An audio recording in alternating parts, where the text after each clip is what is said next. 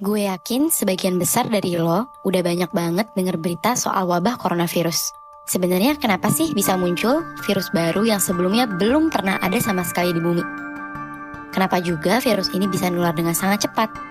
Lalu, apa aja ya aspek medis yang perlu lo ketahui tentang virus ini? So, pertama-tama, gue mau mengingatkan lagi bahwa coronavirus yang sedang mewabah ini punya dua nama official, yaitu Novel Coronavirus atau nCoV dan SARS-CoV-2. Jadi, keduanya sama aja. Sementara itu, penyakit yang disebabkan oleh virus ini disebut juga sebagai COVID-19. Nah, lo pernah bertanya-tanya nggak sih, kenapa ya bisa muncul virus baru seperti nCoV ini? Jadi, sebagian besar penyakit infeksi akibat virus baru yang terjadi di manusia sebenarnya merupakan virus-virus yang berada di hewan. Pengetahuan kita mengenai virus-virus yang ada di hewan ini amat terbatas, bahkan pada hewan terdomestikasi atau hewan peliharaan. Jadi, apalagi pada hewan liar yang ada di alam bebas. Nah, nCoV ini pun begitu. Sebenarnya, dia ini adalah virus yang kemungkinan udah ada sejak lama, tapi kita sebelumnya nggak tahu aja sama keberadaannya. Berdasarkan penelitian, bukti yang paling kuat menunjukkan bahwa nCoV ini awalnya dari kelelawar. Karena memang kelelawar diketahui sebagai spesies yang mengandung coronavirus dalam variasi paling beragam. So, apa dong yang bikin virus yang tadinya ada di hewan ini bisa menginfeksi manusia? Nah, ada dua aspek penting. Yang pertama adalah adanya kontak antara hewan dengan manusia, serta kemampuan adaptasi virus itu sendiri di inang yang baru. Dalam hal ini adalah manusia ya. Kelelawar yang mengandung nCoV berkontak dengan manusia di Huanan Seafood Market di Wuhan, dan nCoV ini memiliki kemampuan adaptasi di tubuh manusia. Akibatnya bisa terjadi penularan nCoV dari manusia ke manusia lainnya tanpa harus ada paparan dengan kelelawar. Pertanyaan besarnya adalah, kenapa sih penularannya bisa cepet banget? Salah satu hal yang mempengaruhi kecepatan transmisi penyakit infeksi adalah rute atau jalan masuknya virus ke dalam tubuh. nCoV ini kan spesifik, yang diserang adalah organ paru-paru, karena ada komponen sel di paru-paru yang bisa dikenali oleh nCoV. Dan komponen ini dijadikan media untuk dirinya itu memasuki sel tersebut. Nah, jadinya nCoV ini bisa dikeluarkan oleh tubuh orang yang menderitanya melalui lendir pernafasan atau kita kenal juga sebagai droplet, yang tanpa kita sadari itu kita keluarkan saat bernafas biasa sekalipun. Bisa dibayangin nih, ketika kita batuk atau bersin, lendir dari saluran pernapasan itu akan keluar dalam jumlah yang banyak dan kecepatan tinggi. Bahkan sampai kelihatan kan sama orang lain. So, nCoV yang terdapat pada lendir pernapasan orang yang terinfeksi akan dengan mudah terpapar ke orang di sekitarnya. Terus, gimana? nCoV yang ada di lendir tersebut apakah bisa nembus kulit gitu? Untungnya enggak ya. Jadi, orang yang berkontak dengan penderita COVID-19 ini berisiko tinggi ikut terinfeksi kalau droplet pernafasan itu tadi terhirup secara langsung atau mengenai selaput lendir pada rongga mulut, rongga hidung, atau pada mata. Hal ini menjelaskan kenapa nCoV cepat banget penularannya. Makanya, berdasarkan data terakhir di WHO pada tanggal 5 Maret 2020, terdapat total 95.000 kasus dengan 2.200 kasus baru dalam satu hari di seluruh dunia. Total 85 negara sudah melaporkan adanya kasus positif COVID-19 dan terdapat 3.200 kematian akibat COVID-19. 3.000 di antara 3.200 kematian ini adalah kasus di Cina. Artinya, tingkat kematian COVID-19 di antara seluruh penderitanya itu sekitar 3,3%.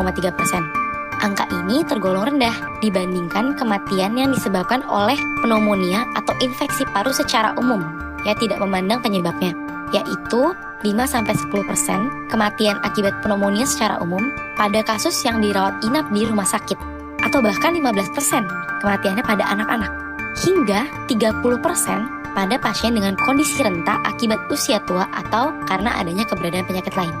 So, take a breath guys, and realign your perspective. Gue tidak mengatakan bahwa COVID-19 tidak penting atau mengecilkan dampak yang ditimbulkannya terhadap dunia medis ataupun kehidupan secara umum. But, it is important to see things from wider, broader perspective so we don't get caught in the details and freaked out about it. Nah, dari sini mungkin timbul juga pertanyaan di kepala lo. Apa aja yang bisa meningkatkan risiko kematian akibat COVID-19? Jadi, dari data penelitian, risiko kematian di antara pasien yang positif nCoV ini akan meningkat apabila usia di atas 60 tahun dan memiliki penyakit penyerta berupa penyakit jantung atau penyakit paru-paru yang menahun. Semua virus yang menyerang sistem pernafasan memiliki gejala yang mirip-mirip, gak terkecuali nCoV ini. 98% pasien positif nCoV mengalami demam, 3/4 diantaranya batuk-batuk, dan setengahnya merasakan sesak. Gejala tambahan lain yang dapat muncul adalah rasa lelah, nyeri otot. Apabila lo merasakan demam dan setidaknya satu dari gejala sesak, batuk, atau nyeri tenggorokan, lo wajib berkonsultasi ke dokter. Tentu nggak semua orang dengan gejala ini langsung dicurigai terinfeksi nCoV ya. Karena kecurigaan COVID-19 ini baru ada kalau gejala tadi disertai dengan riwayat berpergian atau berasal dari negara-negara tertentu dalam 14 hari sebelum kemunculan gejala, atau riwayat kontak dengan pasien yang positif nCoV. Nah, daftar negara-negara ini terus berubah sesuai dengan update data kasus positif nCoV. Jadi, nanti dokter yang akan melakukan wawancara dan pemeriksaan medis lebih jauh dan menentukan apakah lo perlu pemeriksaan spesifik untuk mendeteksi nCoV atau enggak. Tentunya, kalau dokter mencurigai gejala terjadi akibat infeksi nCoV, lo akan dirujuk ke rumah sakit yang capable untuk melakukan pemeriksaan serta perawatan penyakit tersebut.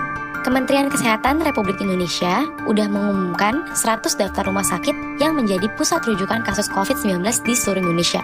Di Jakarta ada 3, yaitu RSPI Dr. Sulianti Saroso, RS Persahabatan, dan RSPAD Gatot Subroto. Untuk RS di daerah lain, lo bisa lihat daftarnya di link pada bagian description.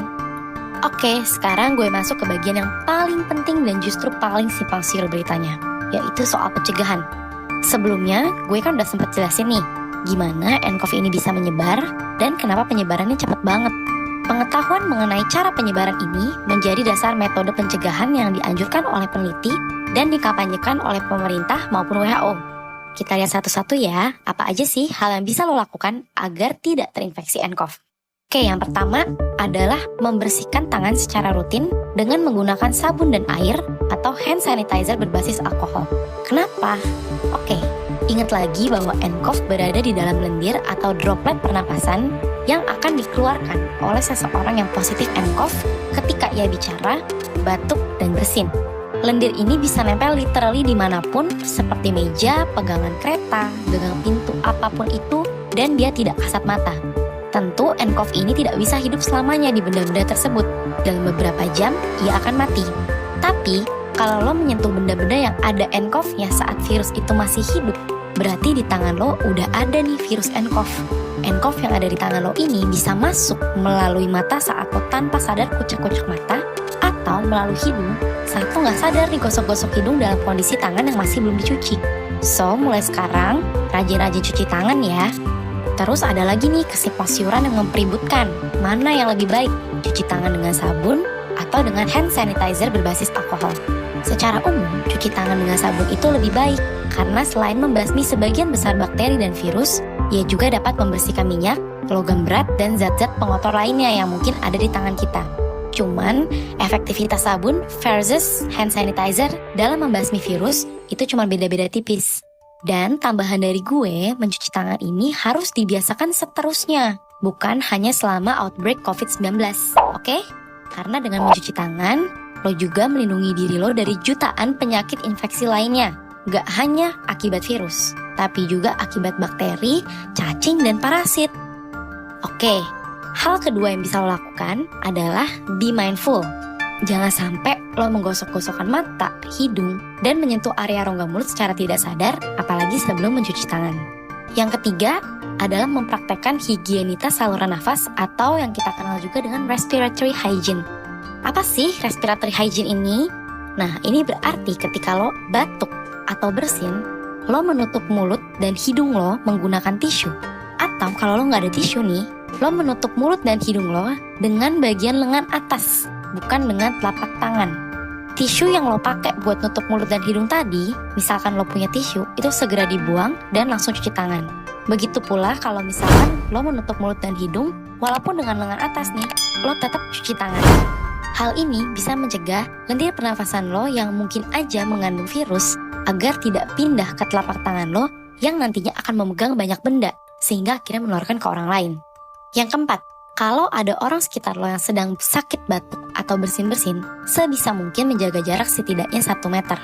Jarak 1 meter ini adalah jarak maksimal lendir pernapasan orang lain dapat kita hirup tanpa sengaja. Yang kelima, nah ini nih, kalau lo lagi sakit, jangan maksain diri. Istirahat di rumah sampai lo benar-benar pulih. Kalau lo mengalami gejala yang tadi mirip-mirip gejala COVID-19, segera konsultasi ke dokter ya. Khususnya di rumah sakit yang sudah ditunjuk pemerintah sebagai rumah sakit rujukan untuk penanganan COVID-19. Oke, yang keenam, ini yang terakhir tapi nggak kalah pentingnya. Ini yang gue anjurkan adalah, lagi-lagi, take a deep breath. And don't be panic, apalagi sampai panic buying. Setiap lo baca suatu berita, lo harus tetap kritis. Balik lagi ke data, balik lagi ke statistik. Yang sebaiknya data-data ini lo akses dari situs resmi seperti WHO. Sebagian besar virus itu sifatnya self-limiting, yang artinya tubuh kita dengan sistem kekebalan yang kita miliki sebenarnya mampu mengalahkan virus tersebut. Memang ada pengecualian seperti virus HIV dan hepatitis B, tapi itu topik untuk lain kali ya. Golongan coronavirus dan virus yang menyerang sistem pernafasan itu sifatnya self-limiting. Sebagian besar obat-obat antivirus yang sudah ada itu sifatnya hanya membantu mempercepat penyembuhan. Tanpa obat-obat itu, virus akan dikalahkan oleh sistem kekebalan tubuh yang kita miliki. Kalau sistem kekebalan kita optimal. Jadi, lo juga bisa nih mengupayakan agar sistem kekebalan tubuh lo optimal, supaya kalau amit-amit nih, lo kena infeksi virus apapun itu ya, gak cuman nCoV, tubuh lo itu bisa melawan virus-virus tersebut. Caranya gimana? Ya, jaga agar makan lo cukup dan bergizi, olahraga teratur, serta istirahat yang cukup. Selanjutnya, terapinlah filosofi santuy yang udah diajarin 1%, bahwa lo bisa ngusahain semua itu. Ngusahain kondisi kebersihan personal dan kesehatan lo supaya optimal, sehingga lo gak terinfeksi nCoV. Tapi ya in the end, kalau lo sampai tetap terinfeksi, lo santuy aja. Lo gak bisa ngontrol virus untuk gak menginfeksi lo. Karena ya virus ini emang semudah itu penularannya. Yang bisa lo lakukan adalah mencegah jangan sampai lo nularin orang lain. Ya, dengan cara memeriksakan diri lo ke rumah sakit dan bersedia mendapat perawatan sesuai prosedur yang berlaku. Santuy aja. Saat ini, mayoritas pasien COVID-19 itu diberikan obat antivirus yang sebenarnya digunakan untuk jenis virus influenza. Dan tentunya obat-obat pereda gejala seperti obat demam, obat batuk. Dokter dan peneliti medis masih melakukan evaluasi secara ongoing dan real time mengenai efektivitas pemberian antivirus tersebut. Akhir kata, ingat saja untuk tetap tenang tapi tetap waspada. Peneliti dari bidang biomedis itu udah berhasil memformulasikan vaksin serta berbagai obat yang berpotensi efektif untuk mencegah dan mengobati infeksi nCoV. Penelitian ini sudah melewati tahap awal dan diharapkan dalam beberapa bulan sudah dapat diproduksi secara massal. So, let's be hopeful and fingers crossed.